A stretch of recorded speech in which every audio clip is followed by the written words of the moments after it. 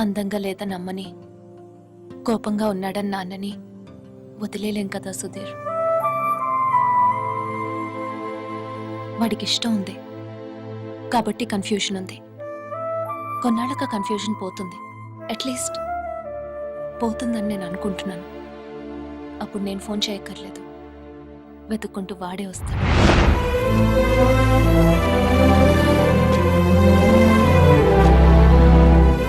Giorno bonita.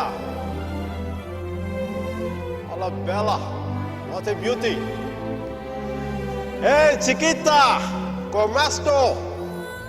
Mi chiamo Michael Velaido, parlo italiano.